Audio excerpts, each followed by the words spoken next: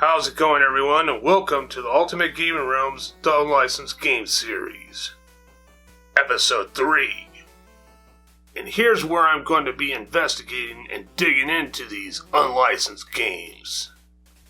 And the majority of these game episodes will be 2 unlicensed games per episode. Because I don't think any of these games deserve their own review.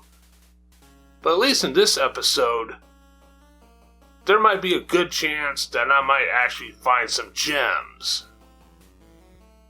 I'm not sure how valuable they are, but at least they'll be gems. Well, time to get ready. Let's get ready to rumble. Quick recap. The first episode was an introduction and going over with the only unlicensed NES games that could top it off over the official CL quality NES games. Tengen / Atari games. In the second episode, I was weighing in on a pile of mediocre to awful unlicensed games from Color Dreams. And there was a story of Color Dreams trying to sneak their games on the NES without Nintendo trying to block them from selling their games. And somehow Color Dreams managed to pull one over on Nintendo by converting to Jesus to make religious games and sell them at Christian bookstores where Nintendo can't hit them. But that shouldn't worry Nintendo anyway, because Nintendo will always be a step ahead of them regardless. Anyway, I will get to work on Color Dreams and Wisdom Tree games eventually. But in this episode, I will be talking about another game company that did only 3 games. And 2 of these games will be for this episode. That developer is American Game Cartridges, Inc. Let's first take a look at the unlicensed cartridges themselves. The unlicensed cartridge shells are arguably identical to the regular NES cartridge shells. And there are only 3 games that exist from American Game Cartridges, Inc. Let's check out the first A.G.C.I game, Chiller.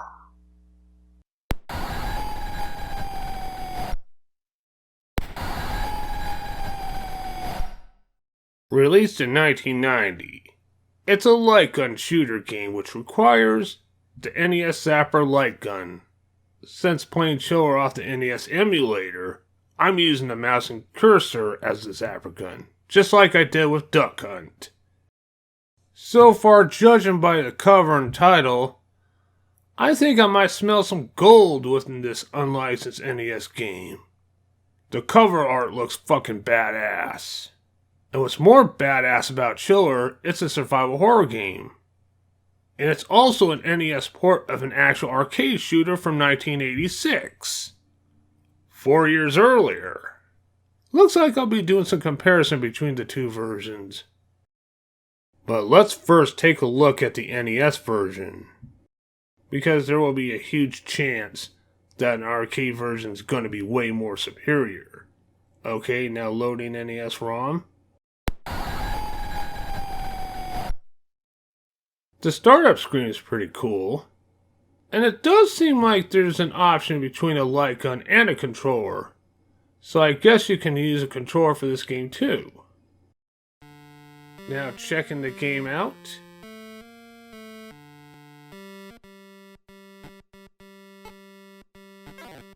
Sound effects are good, music is not bad, graphics are okay, gameplay is decent. And for an unlicensed game, it's pretty badass. But here is where I would understand why Nintendo wouldn't have given this game the CL quality. Because Nintendo wanted to stay family friendly, especially during that time. I wasn't really sure what the main objective in Chiller was. I'm assuming shooting all monsters within the time limit, which I did before moving on to the next stage.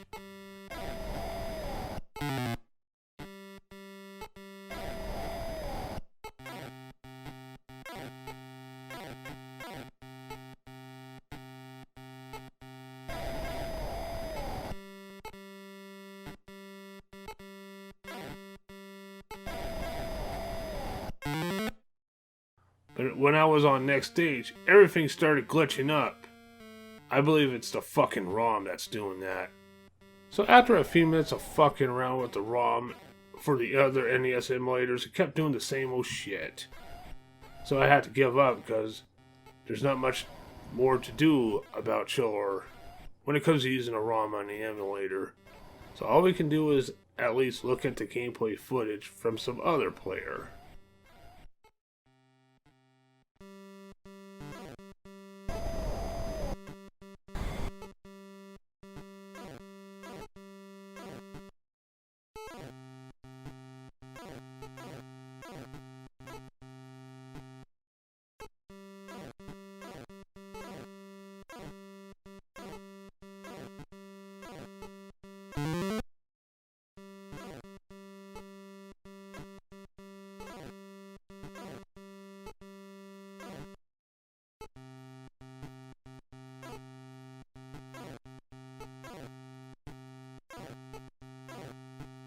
Even though the ROM's messed up, Chiller's not a bad game.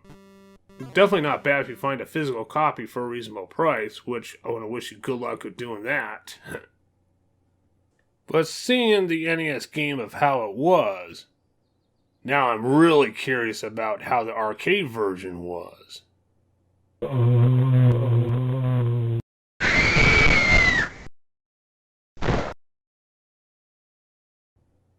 The arcade game of Chiller was released in 1986 from A.G.C.I, 4 years earlier before the NES port. When I examined the arcade port, after seeing the NES port, you know how violent the NES port was? Well, if you haven't checked out the arcade port, then you haven't seen nothing yet. Because when I examined the gameplay footage from the arcade version, I was like saying, holy fuck. For an arcade game released in 1986, this game's pretty brutal and fucked up. Chiller also put other violent games like Splatterhouse, Blood, Mortal Kombat, Doom, and Resident Evil to shame. When it comes to ultra blood and gore with torturing methods, the 1986 arcade game, Chiller, is a balls-to-the-wall masterpiece. I need to get more into the arcade port of Chiller one day. But as far as the NES version of Chiller is concerned, I would give the game makers credit. But after seeing the footage of the arcade version of Chiller, why the fuck would I want to go back to the NES port anyway? But regardless, still, if you managed to find a physical copy of Chiller on the NES, it still is a must-have. Okay, now on to the second unlicensed game from A.G.C.I, Death Race! Based off the 1975 cult classic film Death Race 2000 from Roger Corman? Yes, indeed. But once again, it was an arcade port from the 1976 arcade game based off the Corman film. Just like the arcade game of Chiller, Death Race the arcade game was developed by A.G.C.I. Death Race arcade game from 1976 was released a year from the 1975 film Death Race 2000, and the arcade game of Death Race was released 10 years before the arcade game of Chiller. So American Game Cartridges Inc. managed to get licensing from both violent arcade games to be ported to the NES without the official NES seal of quality.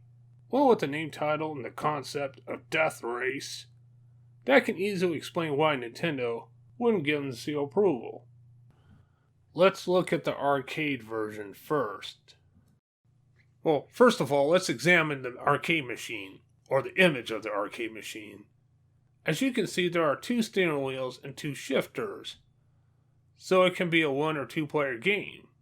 And if you take a look at the banner and the side arts, and if you examine the drivers, the cars, and the scenery, they look absolutely nothing like anything from the Death Race 2000 movie. Is this supposed to be the Graveyard After Death edition? Let's just check out the gameplay.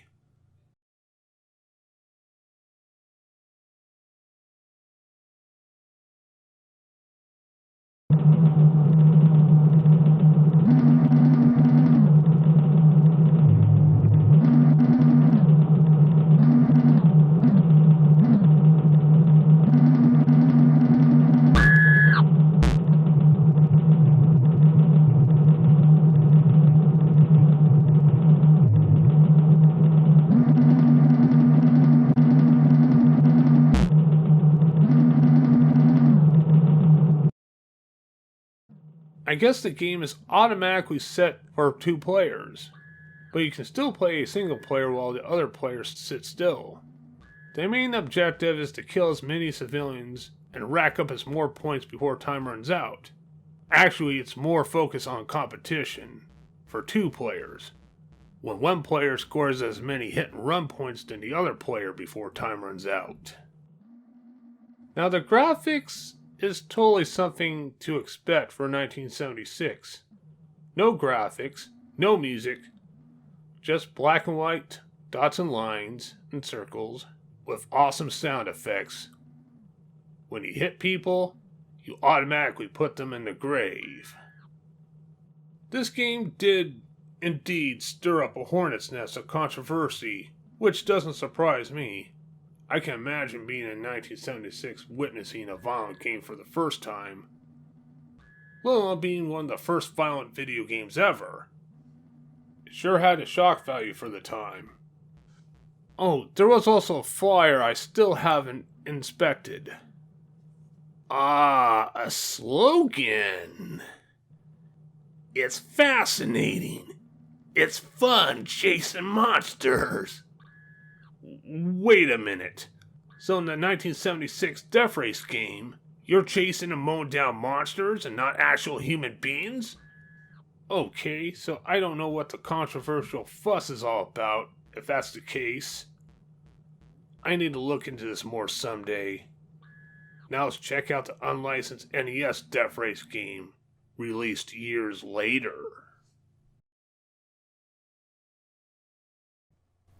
The unlicensed NES game of Death Race was released around the same time as the unlicensed NES port of Chiller. Now starting up Death Race.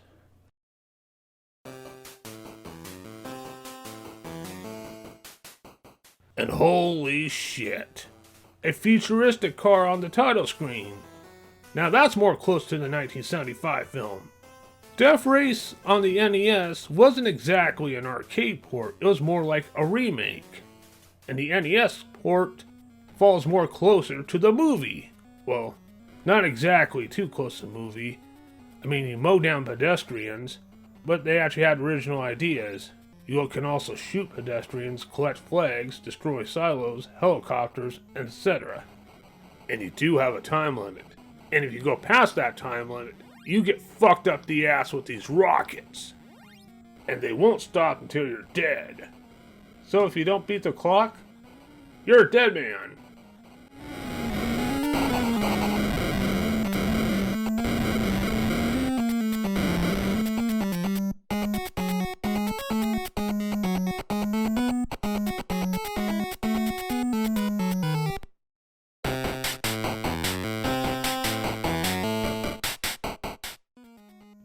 I can totally see why Nintendo wouldn't accept this.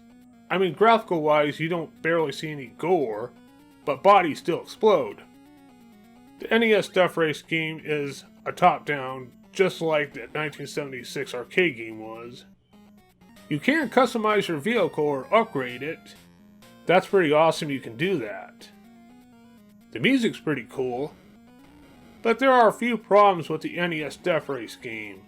The accuracy is not good, the controls are slippery, you can easily miss targets, helicopters are tough to take down even if you have the rockets. So above all, I give American Game Cartridge Inc. credit for their effort for the NES Death Race game. So hats off to American Game Cartridges Inc. for getting licenses from A.G.C.I to make the best out of the unlicensed NES versions of their games. Chiller may be inferior to the arcade port, but at least A.G.C.I had the balls to make some sort of statement on a home console. And Death Race on the NES maybe more of a different story than the 1976 arcade game was. But once again, I give them thumbs up for trying. But if you really want to go into game series that falls more close to the Death Race 2000 in a gruesome fashion, I suggest you play the Carmageddon series.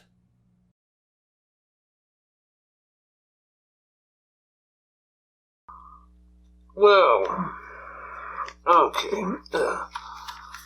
Okay. That takes care of that. Those games were at least hidden gems, indeed. This episode of Unlicensed Gaming is full of gems, and they were ported from arcades. Don't get me wrong, the NES ports are not great, but they at least put in some efforts to use for those ports. Like I said, the episode was full of gems. But don't expect episode 4 to be full of gems. Well, until the next time, this is Dixon of the Ultimate Gaming Realm, logging off.